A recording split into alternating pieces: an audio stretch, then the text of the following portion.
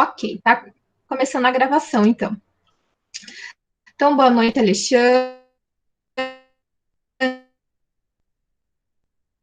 Ô, prof, só tua conexão tá um pouco ruim. Aqui na noite tá entrando agora. Tá bem ruim? Tá travando? É, ela deu uma travada ali quando a professora foi dar boa noite. Vocês estão me ouvindo agora? Agora sim, agora tá tranquilo. Então, vamos lá, né? Vou projetar aqui o material da semana passada. Vocês assistiram a aula da semana passada? Conseguiram assistir? Que eu lembro que. Eu não consegui, prof. Eu peguei meu computador ainda, acho que na sexta-feira. Eu tava com concerto, daí eu não consegui ver.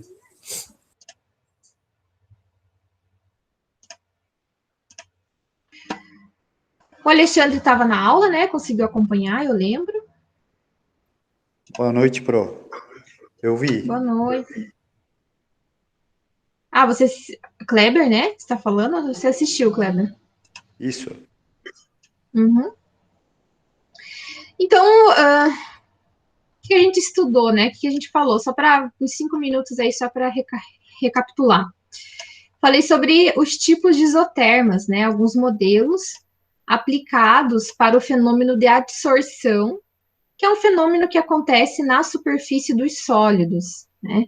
Então, existem alguns sólidos que, ao invés deles absorverem, eles adsorvem. É diferente, são duas características físico-químicas diferentes, né? A absorção é o líquido, o líquido, a substância entrar no interior daquela sólido. E o processo de adsorção ocorre na superfície dos sólidos.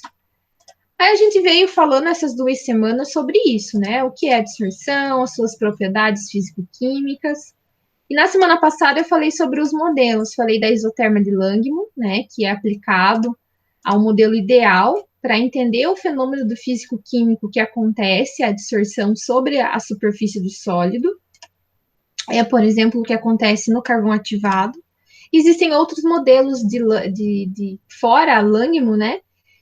Outros modelos que também a gente citou rapidamente, que vai explicar, considera, por exemplo, a superfície, aqui na isoterma de Langmuir, nós vimos que a superfície do sólido é uma superfície uniforme, os sítios de interação com as substâncias é algo uniforme, né? São durante a superfície. O processo é um processo de equilíbrio, né? De adsorção com o processo de dissorção.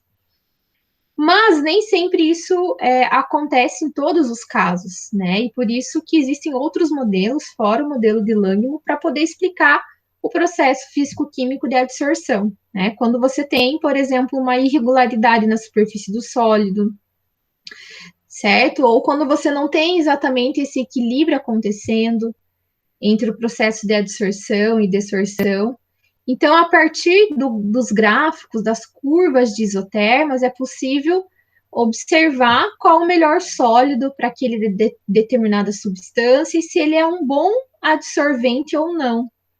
Né? Essas são as características mais importantes. Como a adsorção é um processo físico-químico, aí nós estudamos a parte teórica. O que eu quero fazer agora nessa aula de hoje, né? Quero propor 2 exercícios para vocês, ainda da isotermas de Langmuir. Vou fazer um exercício e o segundo eu deixo de tarefa. E já entrar no conteúdo de equilíbrios de sistemas não ideais, que é falar das propriedades físico-químicas durante uma mistura simples, né? A mistura entre duas substâncias, enfim. Então, a gente vai iniciar esse estudo hoje também. Então, eu acho que eu vou começar já falando aqui. Vocês estão visualizando, estão me ouvindo bem, visualizando o slide? Sim, tá bem visível. Tá. Então, olha aqui, esse exercício aqui, ó. Os dados fornecidos abaixo são para a adsorção de monóxido de carbono no carvão ativado, né? A 273 Kelvin. confirme que eles se encaixam na isoterma de Langmuir. A isoterma de Langmuir é aquela isoterma, né, tem um perfil do gráfico específico. E encontre, né, a constante K, que é a constante de adsorção, a constante de equilíbrio desse processo, e o volume correspondente à cobertura completa. Em cada caso, né, V foi corrigido para 1 atm, então você tem esses dados coletados. A pressão, porque isso é um gás, sobre a superfície do carvão. Eles foram aumentando a pressão e foram observando qual a superfície que o gás completaria, né, estava exercendo, recobrindo aquele carvão. O que vocês têm que fazer? Primeiro, a gente tem que plotar um gráfico. Então, eu vou plotar eu já iniciei esse exercício no Excel. Vou parar a apresentação e vou colocar a apresentação do Excel aqui para vocês. Então, como que eu faço para resolver? Ui, acho que eu não tenho.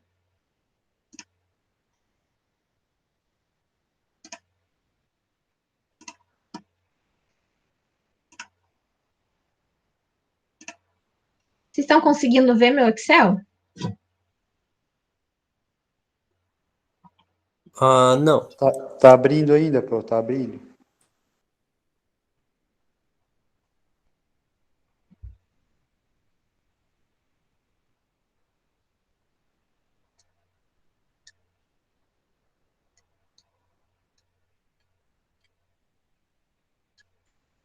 Conseguiram?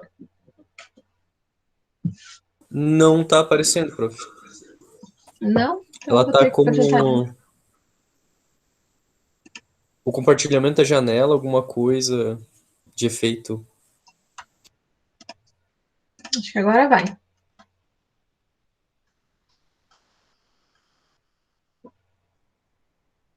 Agora sim.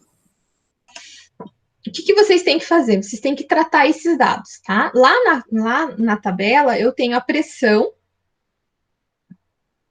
pelo volume. Então, para poder plotar o gráfico, vocês vão plotar o gráfico da pressão e vocês vão, no eixo X seria a pressão e no eixo Y vocês vão ter a pressão divididos pelo volume. Então, vocês vão fazer isso. Aqui já tem o cálculo feito, né? Vocês vão pegar aquele valor, vão pegar a pressão, vão dividir pelo volume. O resultado seria esse primeiro ponto. E vão fazer para todos os pontos aqui, tá? Para poder plotar esse gráfico. Aí vocês vão ter o eixo X do gráfico é a pressão e o eixo Y é pressão divididos pelo volume. E vão chegar nesse gráfico. Aí vocês vão fazer como eu ensinei, adicionar a linha de tendência e vão chegar na equação da reta, né, que é obtido pelo método dos mínimos quadrados. Já expliquei isso para vocês, a gente já fez algo similar, né? Aqui ele está um pouco pequeno, acho que eu aumentei um pouco aqui para vocês verem. Esse 0,009 é a inclinação da reta. Nesse caso, então, é esse valor que me interessa. Vocês vão fazer todo esse procedimento para encontrar o valor da inclinação da reta, que é 0,009, tá? Então, agora eu vou voltar lá para o exercício para a gente continuar. Vou parar de projetar aqui. Aqui, tudo bem? Entenderam o que foi feito?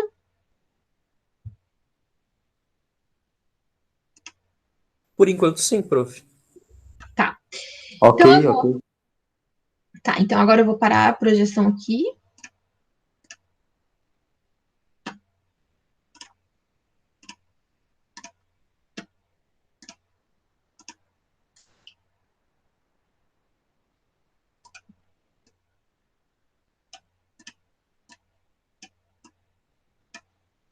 Aí, o que vocês vão fazer? Eu vou escrever aqui. A gente tem a equação, que é a constante vezes a pressão, né? Vezes θ, essa que a gente viu lá no exercício. Vocês estão conseguindo visualizar o que eu estou fazendo? Sim. Sim. Vai ser igual, mais, né? A equação mais θ, que é igual a constante vezes a pressão. Rearranjando, nós vimos que θ, que é a fração de cobertura, vai ser igual ao volume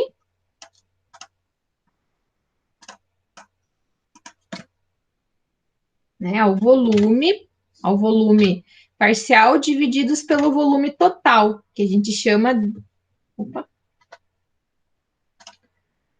que o volume total é V e com símbolo de infinito aqui embaixo. Foi o que a gente viu nas equações lá nos outros. Deixa eu aumentar a letra aqui.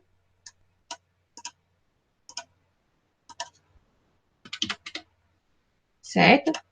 Substituindo essa equação nesta, o que a gente chega?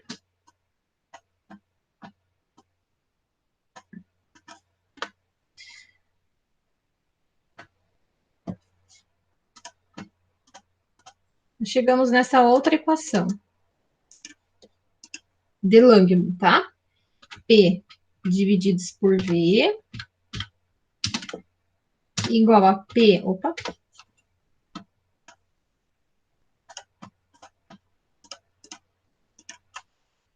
P divididos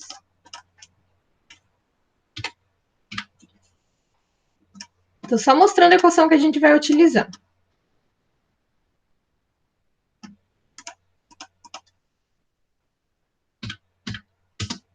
Mais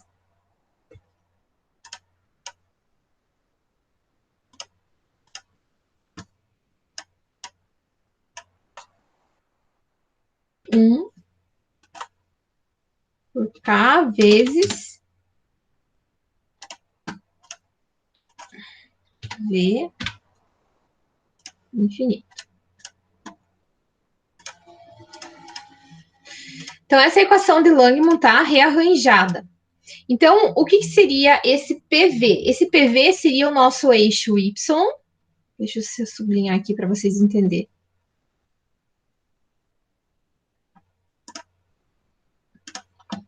Esse PV da equação seria o nosso eixo Y.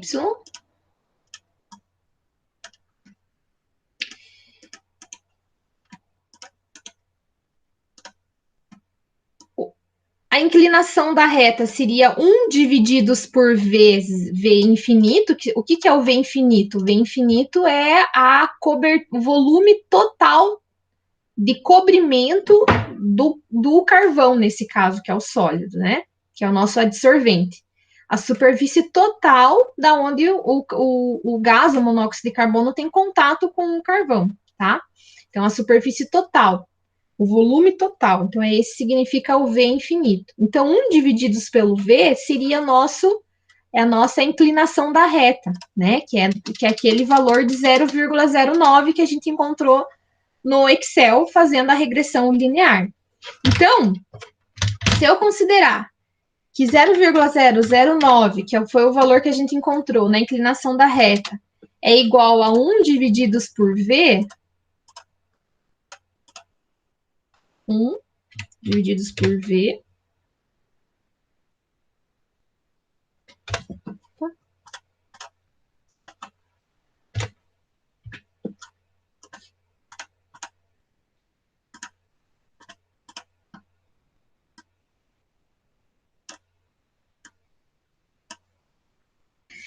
Então, resolvendo essa equação, o que a gente pode chegar, né? Passando o 0,009 dividindo 1, então a gente chega num valor de que... Opa!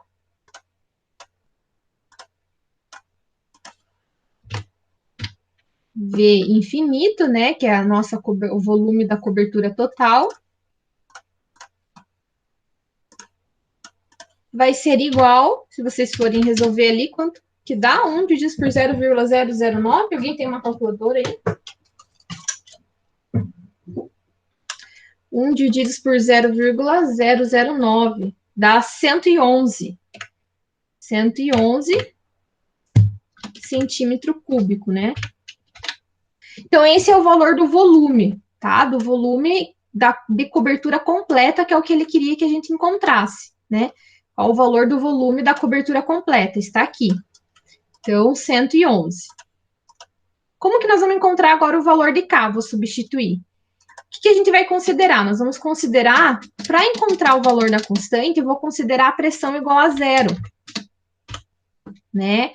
A pressão igual a zero, se eu for olhar naquele gráfico, no eixo X, que é a pressão, que vai ser igual a zero, vai corresponder, se eu for fazer um traçado, a pressão parcial, a pressão divididos pelo volume de 1,20 kPa, tá? Se vocês forem fazer uma projeção na reta, tá? Posso até voltar ali para vocês entenderem. Vou parar aqui a apresentação e vou apresentar de novo o Excel.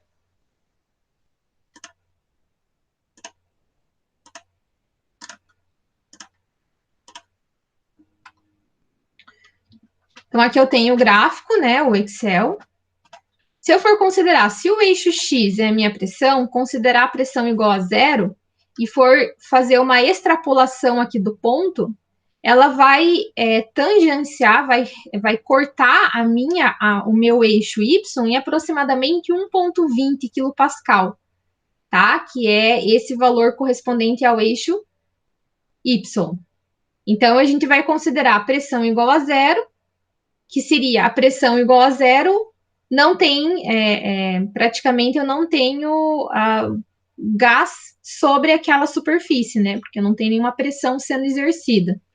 Então, quando eu considero pressão igual a zero e faço pressão divididos pelo volume, eu vou chegar num valor de 1,2, se eu for extrapolar aqui, para poder marcar o eixo Y. 1,2 kPa. E é esse valor quilopascal por centímetro cúbico, né? Então, é esse valor que a gente vai considerar para encontrar o valor da constante. Agora, eu vou voltar lá no meu slide, tá?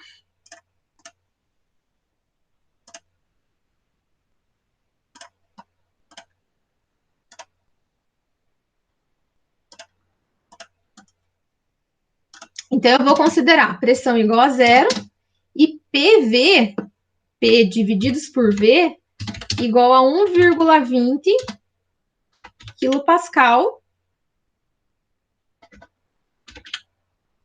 por centímetro cúbico, certo? Considerando aquela extrapolação que eu citei, aquela análise que eu falei, né? E agora eu retorno para esta equação que a gente fez aqui, para encontrar o valor da constante.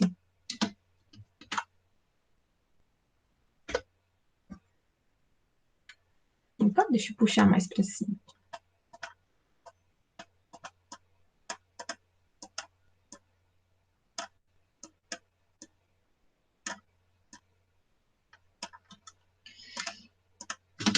Certo? Então, agora eu vou fazer a substituição. Vou considerar pressão igual a zero. Pressão divididos pelo volume vai ser igual a 1,20. E aí, eu vou ter o valor de K. Se eu for rearranjar, como aqui está um pouco complicado, eu vou fazer o rearranjo já direto. Depois vocês tentem fazer aí, e se não conseguirem, vocês me perguntam, tá? É só rearranjar e substituir. Vou isolar o valor, a minha constante, que eu quero encontrar. Substituo a pressão, é zero. Tudo que é dividido por zero fica zero, né? Então, já elimina esse termo da equação. E pressão divididos pelo volume, a gente já sabe que é 1,20, né? Que é 1,20 kPa por centímetro cúbico, tá? Então, rearranjando, a gente chega assim, ó. Numa divisão... Opa! 1 divididos por P divididos por V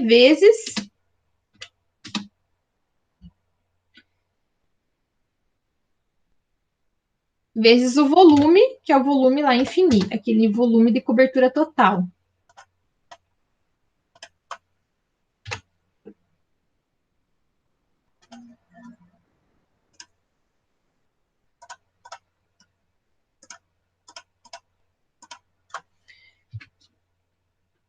Agora, resolvendo o valor da constante, só substituir os valores.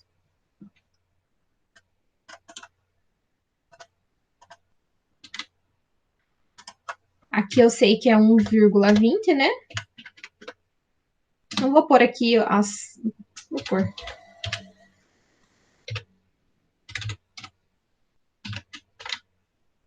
E o valor do volume da cobertura total é de 111, como a gente já encontrou. Centímetro. E agora isso, o valor de K vai ser igual a 7,51 vezes 10 a menos 3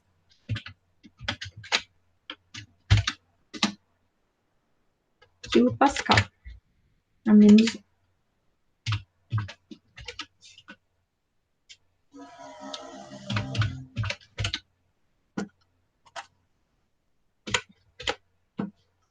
Então, esse é o resultado agora da constante.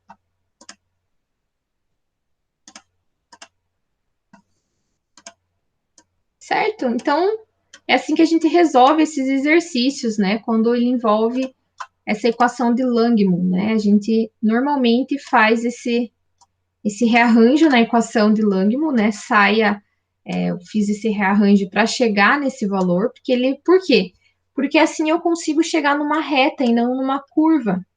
E a reta, quando eu obtenho uma reta no gráfico, é possível encontrar pelo método dos mínimos quadrados a equação da reta, e a resolução é bem mais simples, né, do que considerar aquela curva, curva característica de Langmuir. Como eu obtive um gráfico linear com esses dados, né, então eles se encaixam perfeitamente na isoterma de Langmuir, que confirmando o que ele pediu para a gente confirmar, né, se o carvão ativado, esse carvão utilizado com monóxido de carbono, é possível ser analisado, né, esse processo de adsorção pelo modelo de Langmuir. Sim, é possível, porque os dados se encaixam perfeitamente nessa equação, como a gente observou lá no gráfico. E aí, eu gostaria de propor para vocês esse exercício número 2, seriam os mesmos desenvolvimentos, só que com dados diferentes, né? E aqui eu tenho a resposta do volume e do valor da constante, para vocês poderem treinar como eu fiz aqui. Dúvidas? Quem não assistiu a aula da semana passada talvez esteja um pouco perdido agora, né? Porque lá a gente viu bastante a parte teórica e aqui a gente está vendo um pouco mais da prática dele. Na semana passada, eu não trabalhei com nenhum cálculo. Professora, Oi, Fátima. aí na constante, ficou 1,20 multiplicado pelos 111, Sim. divididos por 1.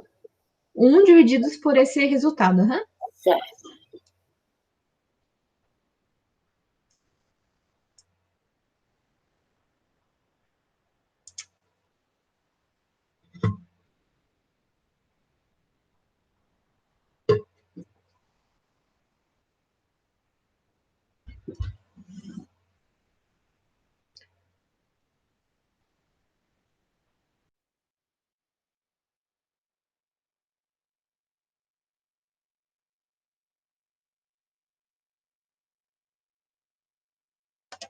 Certo, pessoal? Vou deixar com vocês, então, aquele exercício número 2. Vou postar essa atividade lá no SIGA, porque esse material não... Eu vou repostar esse material na aula de hoje, né? Com essa parte final, com esses exercícios. Se eu não me engano, na semana passada não tem esses 2 exercícios. Para vocês poderem treinar e ver se conseguiram fazer. Tá bom? Pode ser?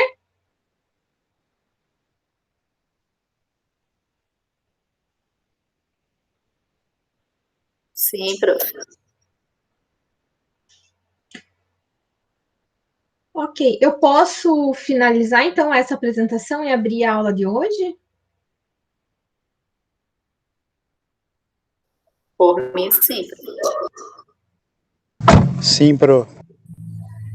Então tá jóia. Então eu vou finalizar aqui.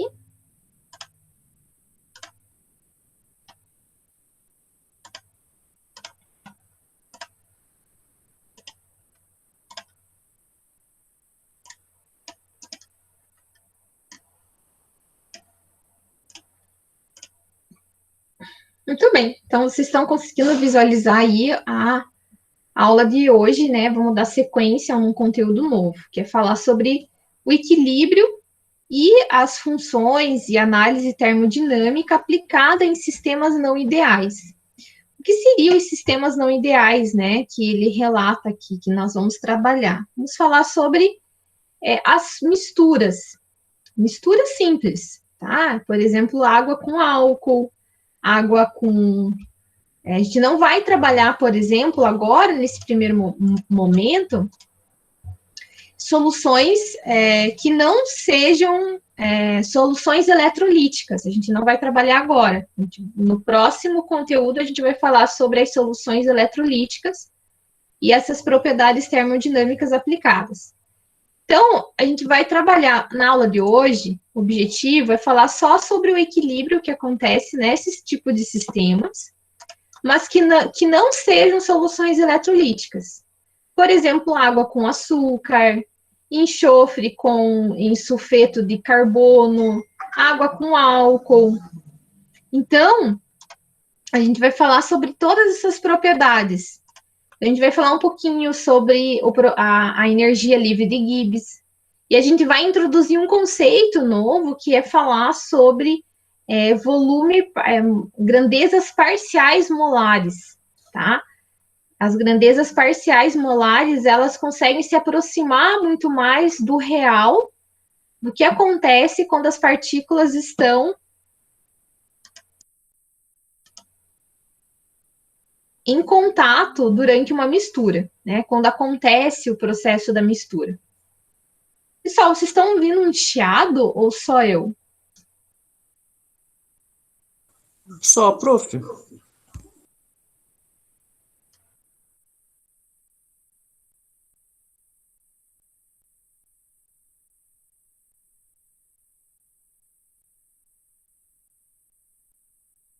Sim, prof. Também estou escutando. Agora parou, né? Parou. Pois é. Então, vamos lá. Certo? Então, a gente vai falar dessas propriedades. Então, a gente vai fazer uma descrição termodinâmica dessa mistura, né? Então, a gente vai introduzir primeiro, para melhor descrever essas propriedades termodinâmicas, nós vamos falar sobre as propriedades parciais molares, as grandezas parciais molares. Só que como nós estamos falando de soluções, né, soluções de gases com gases, soluções sólidas, soluções líquidas, soluções, é muito importante vocês relembrarem alguns conceitos, né? Por exemplo, unidades de concentração. Então, antes da gente entrar nessas propriedades parciais molares, de cada, as principais que a gente vai ver hoje, é importante a gente lembrar das medidas de concentração, né? Por exemplo, a concentração molar, que é molaridade. O correto, o nome mais correto, formal de se utilizar, é concentração em quantidade de matéria. Por quê? Porque quando a gente faz o cálculo da concentração molar, a gente utiliza o número de mols, que é a quantidade de matéria, divididos pelo volume. Né? Quantidade de matéria divididos pelo volume. Então, é muito melhor ser expressa e falar corretamente que eu estou fazendo uma concentração em quantidade de matéria. E, normalmente, a concentração molar, ela vai ser expressa em mol por litro, ou, mais formalmente, mol por decímetro a menos 3, né? Decímetro a menos 3 também é litro a menos, né? Então, mais propriamente dito. E aí nós temos uma melhor representação ainda representar com M maiúsculo, né? Que representa a molaridade. Então, essa é uma unidade bastante importante, que ela vai relacionar a quantidade de matéria e o volume que aquela substância, aquele soluto ocupa dentro da mistura. Para realizar o preparo de soluções, a gente utiliza sempre o balão volumétrico, né? Para poder, sempre deve ser utilizado o balão volumétrico para fazer o preparo de soluções. É a vidraria indicada e a que deve ser utilizada, né? A gente não deve fazer soluções, por exemplo, em proveta, ou em Becker, em outro tipo de vidraria volumétrica. O único utilizado para isso é o balão volumétrico. Outra unidade bastante utilizada, uma unidade de medida, é a molalidade. A molalidade, ela leva em consideração não o volume da solução, mas a massa do solvente. Então, você vai fazer a razão entre o número de mols, que é a quantidade de matéria do meu soluto, em relação à massa do solvente. Então, a gente expressa a quantidade de matéria em mol e a massa do solvente em quilogramas. Então, por isso que a unidade de molalidade é utilizado mol por quilograma. Nós utilizamos a molalidade principalmente quando estudamos as propriedades coligativas, né? Que é a lei de Raoult, que fala sobre o abaixamento do ponto de elevação do ponto de ebulição, abaixamento do ponto de fusão, aumento da pressão de vapor, né? Que o que acontece? As propriedades coligativas, elas são propriedades específicas quando eu tenho essas características de ponto de fusão, pressão de vapor, ponto de ebulição, elas alteram quando eu tenho o soluto em uma solução. A gente vai trabalhar isso na semana que vem. Então, essa é outra unidade muito utilizada, porque lá nas propriedades coligativas, não é a natureza que importa, do soluto, mas a quantidade que eu tenho daquele soluto. Por isso que lá se utiliza mais a molalidade do que a molaridade. Outra unidade importante é a fração em mol, que a gente vai utilizar também. Fração em mol, ou também chamada de fração molar, está relacionado também com a molalidade. Só que diferente da molaridade, a fração molar ela não tem unidade, ela é uma grandeza adimensional, né? Uma propriedade adimensional, ela não tem nenhuma unidade. E como que a gente calcula a fração molar? A gente vai calcular em relação à quantidade de matéria do que eu tenho do meu soluto, divididos pela quantidade de matéria total da minha solução. Então, eu consigo encontrar qual é a fração em mol que eu tenho da determinada substância J, né? Da minha mistura. Quando eu falo mistura, eu tenho mais de um componente naquela solução. E aí, a somatória sempre vai ser 1. Né? A gente se lembra que a somatória sempre nunca vai passar de 1, porque 1 é o total, é um inteiro. Então, cada substância A, substância B e assim por diante, elas vão ter proporções menores do que 1, né? Dentro de uma mistura. Então, oi? Eu lembro que a professora comentou, acho que isso em Química Geral 2, alguma coisa, né? Que a gente fazia a preparo de solução, daí tipo, tinha que dar 1 no total. Sim, eu lembro que eu falei isso também lá, né? Um pouco lá, que a gente fez a preparo de soluções, né? Uma aula prática. Mas o total sempre dá 1, exatamente, Israel. E aqui, claro, agora a gente vai introduzir alguns conceitos novos. Como que a gente faz para interpretar termodinamicamente o efeito das misturas das substâncias? Para isso, a gente vai levar em consideração a grandeza parcial molar de cada mistura, né? De cada substância presente naquela mistura. E por que eu utilizo grandezas parciais molares? Grandezas parciais molares, elas são aplicadas às propriedades extensivas da matéria. Né? O que é uma propriedade extensiva? Que depende da extensão. Por exemplo, o volume é uma propriedade extensiva, então a gente vai ter volume parcial molar para ser calculado. Nós vamos ter a energia livre de Gibbs de cada substância, então a energia livre, ela é uma propriedade extensiva. Nós temos a energia livre de Dewey, né? Energia livre de Dewey também, que é uma propriedade extensiva, então nós vamos ter grandezas parciais molares. Vamos falar do conceito de potencial químico também, que é uma grandeza extensiva, né? E também pode ser utilizada como uma grandeza parcial molar. Então, por que grandeza parcial molar? Porque quando a gente trabalha com esse conceito, nós conseguimos analisar com mais precisão a contribuição por mol que aquela substância faz realmente na mistura. A gente vai perceber no cálculo que nós vamos realizar, por exemplo, como que calcula o volume total de uma mistura entre água e álcool. Poderíamos pensar que é só somar o volume. Eu coloquei 50 ml de água mais 50 ml de álcool. Seria 100 ml? Não daria 100 ml, é um volume menor. Como que eu faço para calcular o volume exato? Por quê? Porque leva em consideração as interações, a contribuição que aquela substância faz realmente na mistura. E aí só é possível fazer esse cálculo utilizando o volume parcial molar, né? Que a gente vai ver agora. Certo? Tranquilo?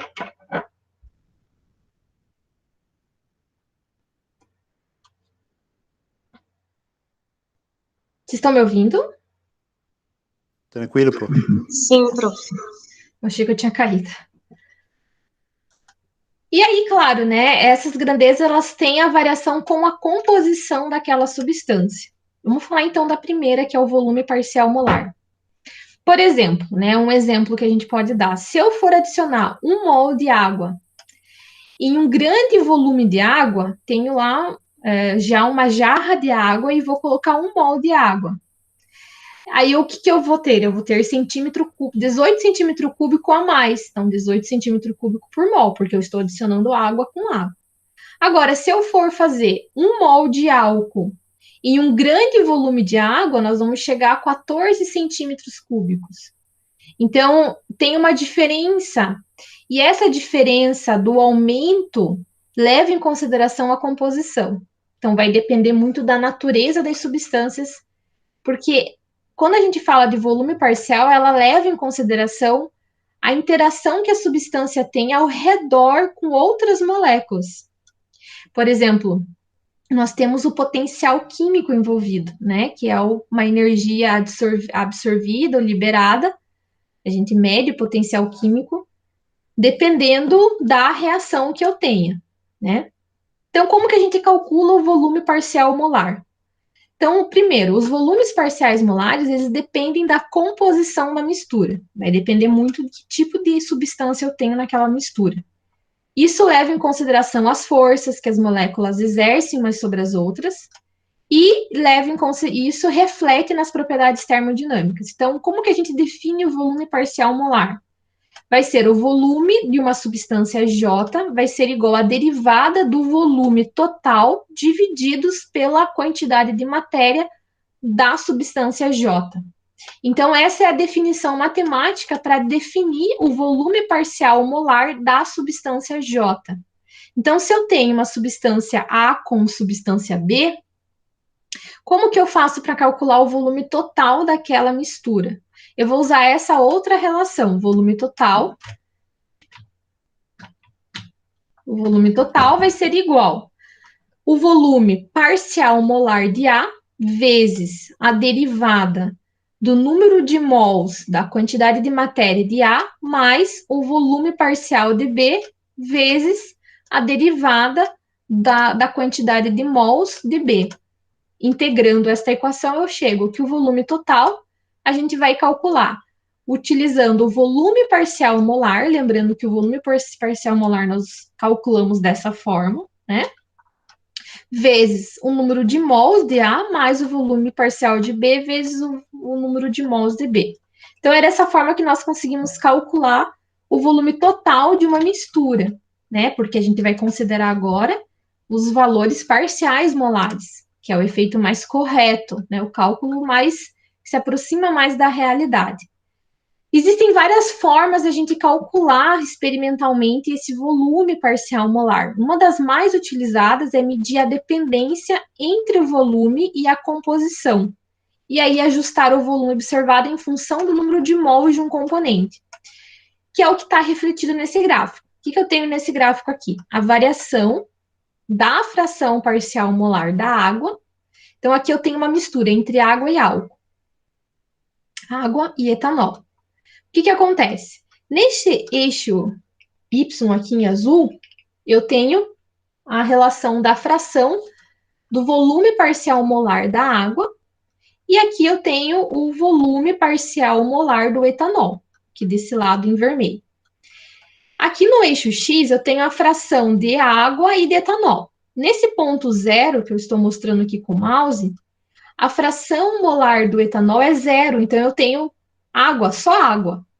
Nesse caso, eu tenho no frasco só água, como se eu tivesse só água. E depois eu vou adicionando uma quantidade X de etanol.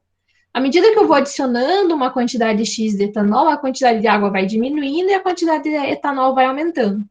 Se eu chegar nessa extremidade do gráfico, agora, nesse ponto que eu estou apontando, eu vou observar que eu não tenho nada de água, só álcool, né? Então, a água já foi praticamente zero, enquanto que o álcool aumentou gradativamente, muito, né? Então, eu consigo mostrar o que é importante nesse gráfico. A gente consegue observar que, apesar de eu for variando a quantidade de água e de álcool na minha solução, à medida que eu vou aumentando, por exemplo, a quantidade de etanol, eu vou diminuindo a quantidade de água, mas isso não é nada proporcional. Não é algo proporcional, 1 para 1, né? Você vai diminuindo. Por quê? Porque você tem essas interações intermoleculares que interferem nesse processo e tem uma contração ou um aumento no volume. Então, o volume que a gente observa, né, depois ou durante uma mistura, ele vai sendo influenciado com as interações que eu tenho. Por isso que muitas vezes eu faço o volume total de uma mistura, ela nunca vai ser negativa, né? Ela nunca vai ser negativa. Mas o volume parcial, ela pode ser negativa, né? A gente tem alguns sais, por exemplo, o sulfato de magnésio, agora que eu me recordo, ele tem um valor de menos 1,4, o valor do volume parcial molar. Quando eu coloco em água, o que acontece? À medida que eu vou adicionando o sal, ele vai distorcendo a geometria da água, distorcendo essa geometria, e vai provocando uma redução no volume. Então, ao invés de aumentar, eu tenho uma redução, uma contração no volume. Então, muitas vezes, por isso que o volume parcial molar desse sal, então a gente pode ter um volume negativo. Claro que o volume total, né, tem que ser positivo, mas o volume parcial molar de cada substância pode ser negativo. Certo? Então, por isso que esse gráfico mostra que ele nunca vai ser linear, proporcional, diretamente proporcional. À medida que eu vou aumentando um, o volume do outro vai diminuindo, ou vice-versa, por conta dessas interações que eu tenho na própria solução e interfere também, né, entre soluto e solvente.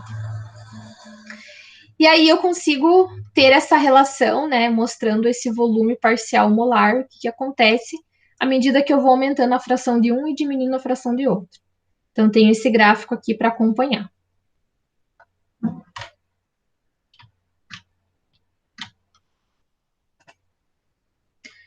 Entenderam o volume parcial molar? Acho que sim. Então, tá bom. Vamos falar da energia de Gibbs, né? Que é a energia que vai medir a espontaneidade das reações. A energia de Gibbs. Energia de Gibbs e o potencial químico. O que é o potencial químico? O potencial químico, ele é uma energia potencial que é absorvida ou liberada durante uma reação química. Então, por exemplo, durante o processo de interação e formação da mistura, né, a interação entre as substâncias para ter a mistura final, a solução, eu tenho uma energia potencial, uma variação nessa energia potencial, que pode ser negativa, pode ser positiva, né? Então, ele vai medir essa espontaneidade. Então, tem uma diferença entre energia livre, entalpia do meu sistema, né? Energia livre vai medir a espontaneidade, a entalpia vai medir a variação de energia, se está sendo exotérmica ou endotérmica, né? Não necessariamente a espontaneidade. E tem a entropia do meu sistema, que vai medir a desordem. Normalmente, a energia livre de Gibbs, quando eu vou fazer a mistura, ela diminui. Ela tende sempre a diminuir. Enquanto que a entropia do meu sistema, ela aumenta gradativamente. né? Então, é muito mais dependente a mistura da entropia do que da energia de Gibbs, né? Porque a entropia do meu sistema aumenta. Mas para as substâncias em uma mistura, o potencial químico ele é definido pela energia livre de Gibbs parcial, que a gente define nesta equação. O potencial que a gente pode associar como a energia livre de Gibbs, né? Porque como ele mede essa energia potencial absorvida ou liberada, é o mesmo conceito que a energia livre de Gibbs utiliza. Então, é melhor substituir o potencial químico ao invés de dizer energia livre de Gibbs. Então, o potencial de qualquer substância vai ser a variação desta energia divididas pela quantidade, né, de matéria que eu tenho daquela substância. Então, o que é o potencial químico, né? Então, a gente já definiu aqui. Isso é energia livre. O que é energia, agora, parcial molar, né? Como a gente está falando de grandezas parciais molares.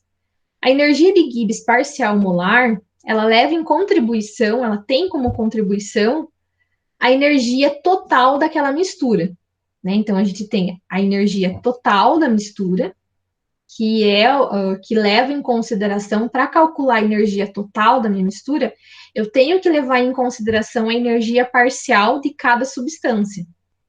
Então, vamos considerar a gente está falando só de misturas binárias, nem estou falando de misturas ternárias e mais do que um componente, apenas só duas componentes, né, que são as mais simples, misturas simples.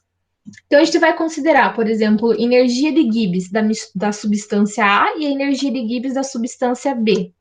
Ambas dependem da sua composição, da natureza, que tipo de substância é, né? E aí, para calcular na mistura binária a energia de Gibbs total, o que a gente faz? Nós utilizamos essa relação. A energia de Gibbs vai ser igual à quantidade da matéria da substância A vezes a energia parcial molar da substância A, mais o número de mols, né, da substância B vezes a sua energia parcial molar.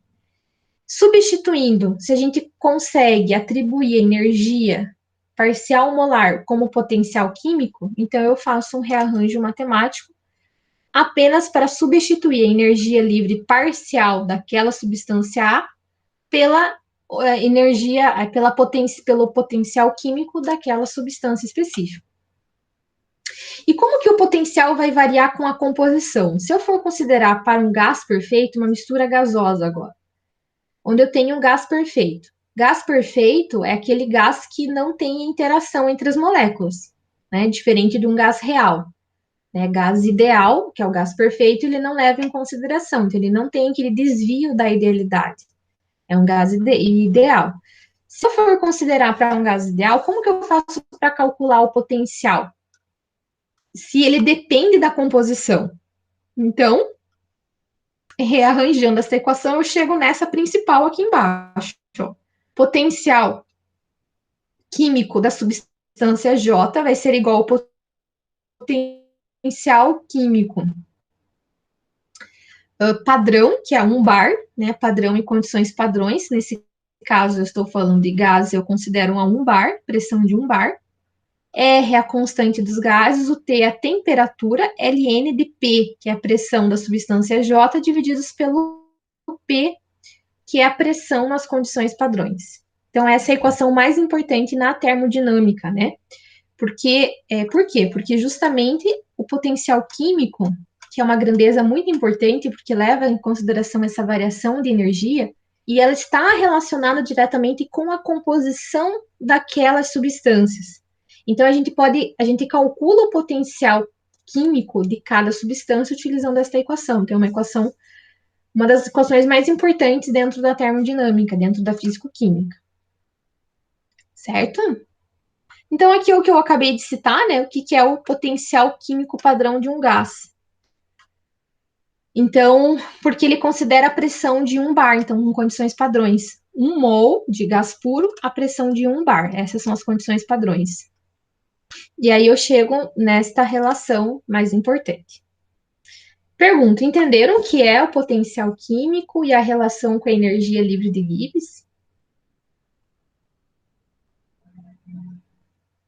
Beleza, pro. Tudo certo? Então, a gente tem um outro conceito agora, que é o conceito de fugacidade e o conceito de atividade.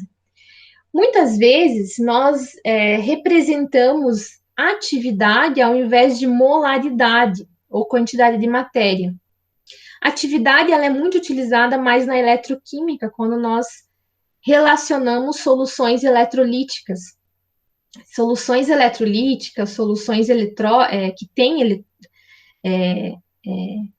íons, né? Aqui a gente nem está falando de íons, mas soluções que apresentam íons em solução, a interação entre os íons, é muito forte, dependendo se a solução é muito concentrada ou mais diluída.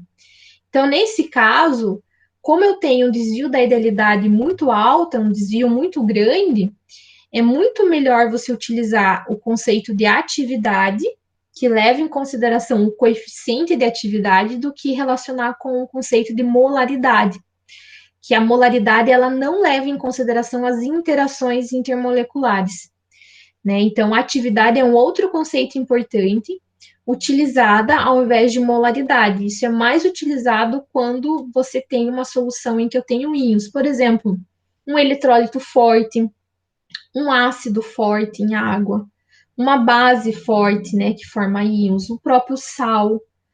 Então, dependendo da concentração que eu tenho em solução, esse conceito de atividade é melhor representado.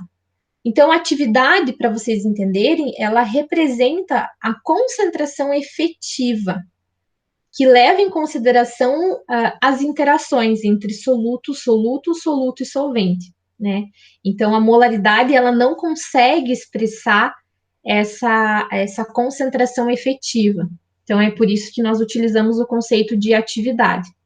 E o outro conceito importante é o conceito de fugacidade. A fugacidade é como se fosse atividade relacionada com o potencial químico. Então, a fugacidade também leva em consideração esse efeito da energia potencial, né, entre as moléculas da minha mistura. Então, o potencial químico de uma solução ideal, em função da temperatura e da pressão, a gente pode ser calculada dessa forma, tá? Então, ao invés de eu colocar pressão, eu uso esse termo de fugacidade, tá? Que fica melhor representado.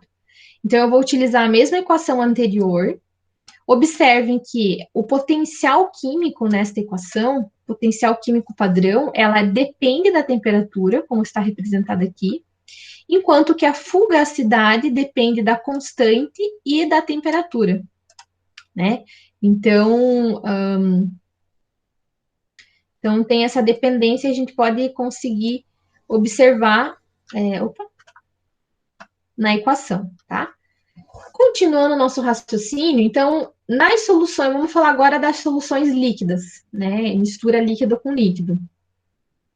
A força motriz para ter uma mistura ideal o aumento, sempre vai ser o aumento da entropia, tá? Quando a gente tem uma mistura, a gente vai observar que você vai ter um aumento na entropia, um aumento da desordem do meu sistema, que é provocado por conta que as moléculas vão interagindo e vão se misturando uma nas outras.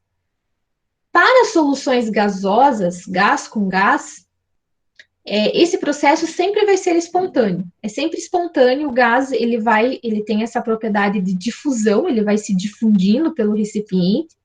Então sempre vai ser espontâneo para soluções gasosas. Para o líquido, nem sempre isso é verdadeiro, né? Nem para o sólido. Então, o que leva à força motriz é porque você tem um aumento da entropia. Então, é a medida, né, que a gente utiliza para observar a espontaneidade daquele sistema, tá? Porque você tem um aumento da entropia, isso justifica porque as soluções, a mistura, né, das soluções líquidas, elas são espontâneas. Estou falando isso para soluções reais, né? Porque soluções ideais não existe interação, né? Então, pouco importa essa variação. Agora, para soluções reais, em que as interações elas estão presentes e são muito importantes nesse caso, eu posso ter até variação de entalpia desse processo, quando eu tenho a presença de soluções, como a maioria dos casos são soluções reais, você tem a variação de entalpia, né, que é a variação de energia absorvida ou liberada do meu sistema. Aí eu posso ter uma solução exotérmica ou uma solução endotérmica, né, ou ela absorve ou ela libera energia. E como que eu faço para calcular, durante esse processo, o potencial químico, né? Então, aqui, a energia de Gibbs, ela vai depender, por exemplo, da temperatura e da pressão do meu sistema, né? Enquanto que a atividade aqui, que é o conceito de molaridade, vai depender apenas da temperatura. Então, eu consigo olhar observando esta equação. Então, a teoria do equilíbrio, quando a gente vai estudar o equilíbrio dessas soluções, ela pode ser melhor compreendida em termos das atividades das substâncias em lugar dos potenciais químicos. Certo? Alguma dúvida?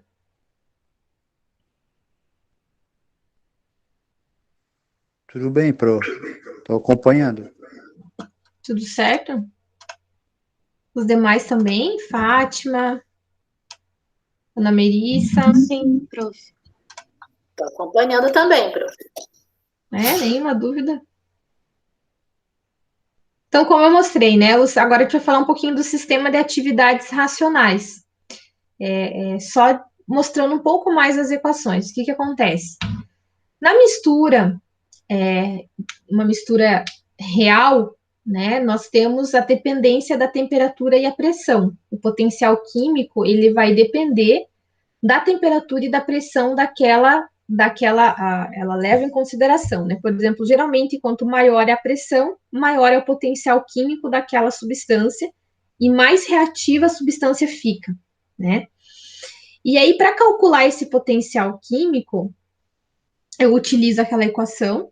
Se x1, que significa a fração molar de uma substância, se aproxima de 1, significa que o sistema tende a ser constituído por um único elemento, né? Então, se a fração chegar próximo de 1, significa que eu não tenho uma mistura, eu tenho só uma substância pura. Nesse caso, o potencial padrão vai ser 0, né? Então, a gente considera sempre potencial padrão 0 e o potencial químico vai ser 0 quando eu tenho uma mistura pura, né? Então, a gente já considera esse potencial químico 0, tá? Portanto, nesta equação, como a gente tem aqui, né? Se a atividade também vai ser igual a 0, porque se eu tenho o x, a fração da substância A se aproximando de 1, né, considerando que eu tenho só um tipo de substância, a atividade também vai ser igual a 0. Ou seja, a atividade de um líquido puro é igual à sua unidade. Então, por isso que quando eu tenho a mistura, as propriedades alteram, né? Por quê? Porque aqui a gente considera o potencial químico igual a 0 quando eu tenho uma substância pura. Isso quando x é igual a 1. E aí, se eu for fazer um rearranjo na equação, eu consigo chegar nesta equação aqui, que mede o potencial químico, a variação, dependendo da concentração, para aquela substância pura, né? Então, por exemplo, aqui eu tenho para vocês observarem, quanto maior a pressão, maior vai ser esse potencial químico, e mais reativo é a substância. Então, aqui eu tenho a proporção de 2, 1 e 0,5. Quando o x se aproxima de 1, olha só, quando ele passa de 1, eu tenho um aumento, então, quanto maior a pressão, você vai vendo que vai aumentando a pressão da minha substância, maior vai ser esse potencial químico, né? Essa diferença.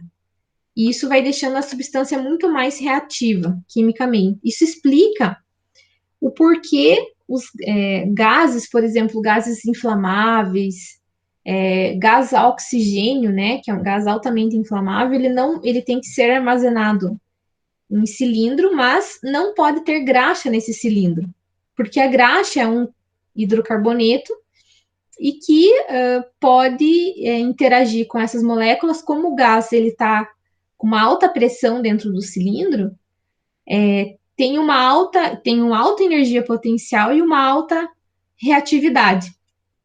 Ou quando você tem uma alta energia potencial, eu tenho uma alta reatividade do meu sistema. E se ela é quimicamente ativa, ela pode vir a explodir, então tem que tomar cuidado, né? Por isso que nós não utilizamos graxas perto de cilindros e nem no cilindro do gás oxigênio, por conta dessa característica. Mas esse potencial, ela altera, né, conforme eu tenho a mistura, diferente numa mistura. Atividades, vamos falar um pouquinho agora o que acontece quando eu tenho substâncias voláteis, uma mistura de substâncias voláteis.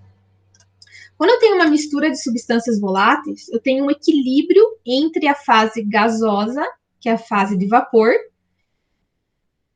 e a fase líquida, né? Eu posso atingir esse equilíbrio, né? Eu posso atingir esse equilíbrio que a gente chama de pressão de vapor, né? O equilíbrio entre a pressão de vapor e as moléculas do próprio solvente.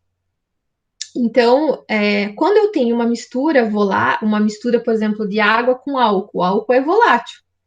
Então, eu tenho que levar em consideração também essa pressão de vapor que exerce sobre essas moléculas. Então, a medida da pressão parcial deste componente também é levada em consideração. E aí eu preciso rearranjar a minha equação do potencial químico, levando em consideração essa pressão parcial quando eu tenho uma substância volátil. Então, no equilíbrio químico, os potenciais químicos de cada constituinte, de cada substância, devem ser iguais nas duas fases. Então, a gente vai considerar o seguinte, que eu tenho o potencial químico igual distribuído por toda a minha região no líquido e o potencial químico distribuído em toda a no meu estado de vapor. Então, toda a região desse equilíbrio vai ser iguais. Aí sim eu vou considerar esta equação, né? Então, ele considera isso que está escrito aqui, ó, deve ser iguais nas duas fases. Aí eu tenho o potencial químico padrão do líquido, mais a constante dos gases, vezes a temperatura, vezes Ln da atividade do líquido. E aqui eu tenho, então, como vai ser igual, é uma igualdade, né? O potencial químico padrão da fase gasosa, mais a constante dos gases, vezes a temperatura, Ln da pressão do gás, tá? Pressão parcial. Para um líquido puro, eu considero esta equação, né? Então, eu levo em consideração. Um sistema está em equilíbrio quando o potencial químico de cada substância tem o mesmo valor em cada fase, como eu já falei, né? Então, aqui eu tenho as duas fases, a fase líquida e a fase gasosa. Uma mistura com substâncias voláteis. Então, em toda a minha região que eu estou considerando, no meu frasco e o equilíbrio, o potencial químico tem que ser igual em todas as regiões do meu recipiente, tanto no seu estado em vapor quanto no seu estado líquido. E aí eu posso considerar que o potencial químico na fase líquida vai ser igual ao potencial químico na fase gasosa. Posso fazer essa igualdade também. Quando o sistema entra em equilíbrio, eu considero essa igualdade no potencial químico, o ΔG também vai ser igual a zero, tá? Então, isso implica que o ΔG vai ser igual a zero quando eu tenho esse equilíbrio, né? Então, quando a gente estuda o equilíbrio e considera o potencial químico da fase líquida igual ao potencial químico da fase gasosa, eu tenho a energia livre de Gibbs igual a zero. Então, como que eu faço? Aqui eu tenho um exemplo, né, da formação espontânea das misturas. Os gases sempre vão ser misturas espontâneas, sempre vão ser.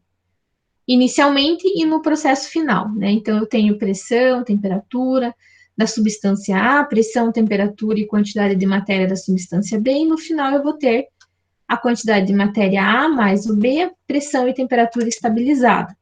Para calcular, né, quando os gases não são misturados na fase inicial, eu considero esse valor e essa fórmula para calcular a energia livre de Gibbs e o potencial químico da minha equação. E depois que eu tenho o equilíbrio estabelecido, eu considero esta equação para poder calcular a energia livre de Gibbs. Lembrando que sempre, nas misturas gasosas, o processo sempre vai ser espontâneo, negativo, né?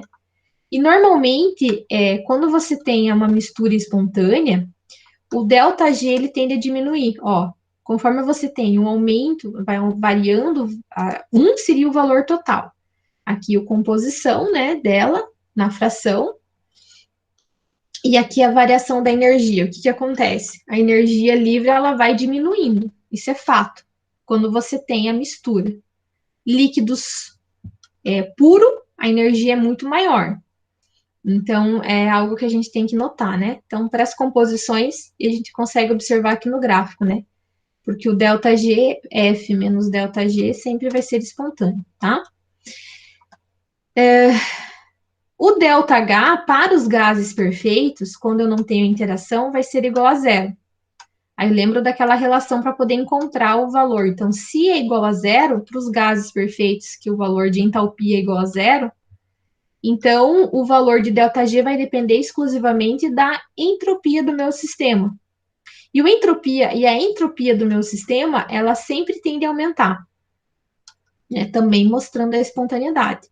Então, se eu não tenho como um parâmetro da energia livre de Gibbs para olhar, né, a espontaneidade, se eu tenho um aumento dessa entropia, eu também consigo dizer que o processo, a força motriz do processo vai ser a entropia, que é a desordem. E a entropia é calculada por esta equação, né? Leva em consideração a fração molar de cada substância, substância A, substância B. Leva em consideração o número de mols, a constante dos gases, né, para poder calcular o valor de entropia do meu sistema. Ok. Então, o que a gente viu até agora? Só para a gente recapitular, né? Nós falamos sobre as grandezas. O que a gente viu? Quem que pode me falar? O que nós acabamos de ver agora?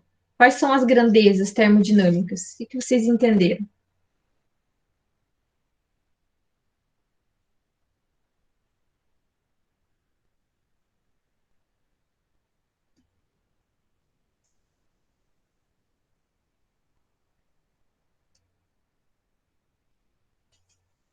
Fátima, Israel, Ana Melissa, Alexandre, Kleber.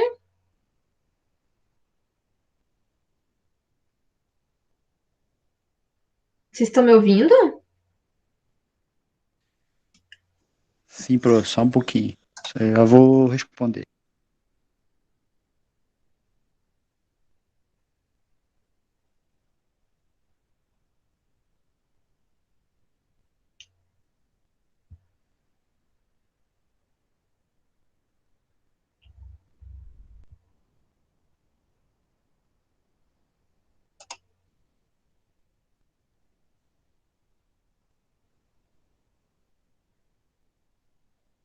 Professor, como é que é a tua pergunta ali? Pode repetir, por favor? Só porque...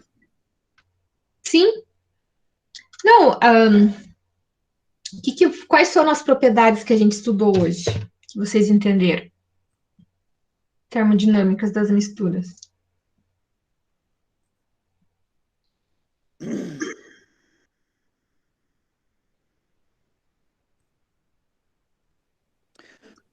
As grandezas termodinâmicas têm a ver com pressão, temperatura, né?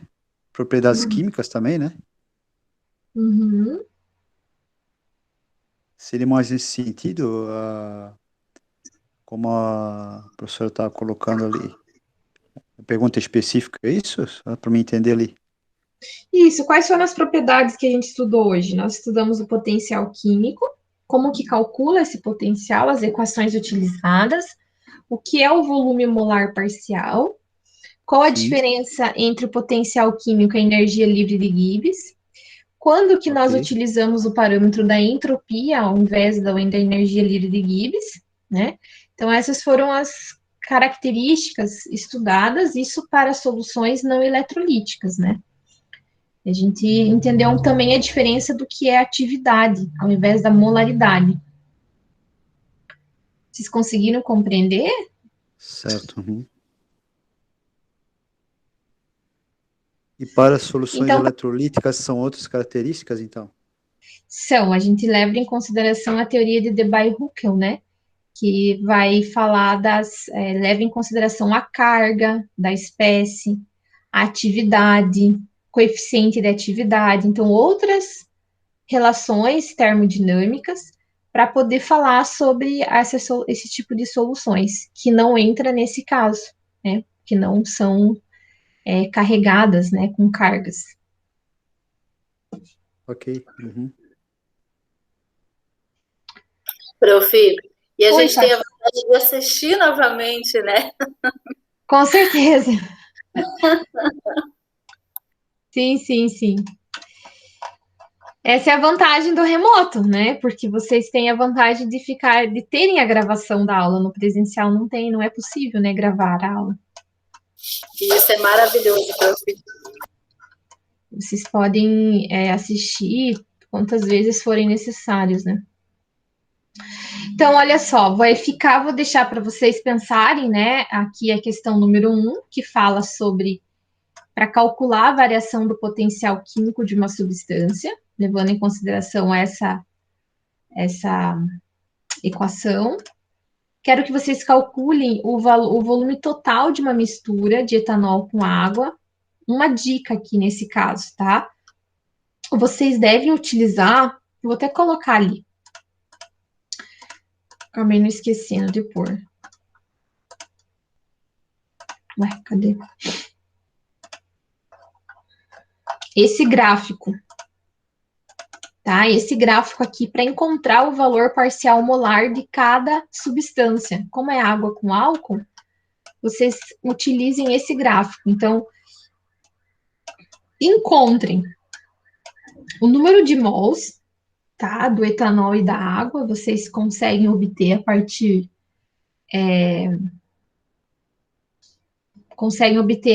a partir da massa molar que eu tenho da água, do etanol, né? Podem encontrar o valor pela densidade. Vocês podem encontrar o valor. Não, não precisa. Estou pensando aqui, mas é só encontrar o valor do número de mols, transformando massa em mol, né, pela massa molar, e encontrem o valor da fração molar. Aí não precisa, porque vocês têm o número total de mols divididos pelo número total só da água ou só do etanol. Aí, por esse gráfico, vocês conseguem encontrar, vocês têm a fração molar do etanol, encontram o volume molar correspondente àquela fração de etanol e de água, e depois vocês vão jogar naquela equação de V total igual o volume parcial da água vezes o número de mols da água mais. Então, é um valor aproximado de 110 centímetros cúbicos, tá? Que é a resposta. Então, essa é a dica que eu dou para vocês, tá? E aqui são as duas questões aí teóricas. Então, eu vou deixar com vocês como tarefa para vocês reverem a aula, anotarem o que não conseguiram entender direito e refazerem esses exercícios e fazerem aqueles exercícios. Tudo bem?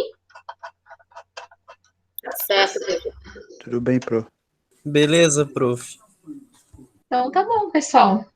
Se vocês não têm nenhuma dúvida, já recapitulei com vocês a aula, né? Então, vou parar aqui a gravação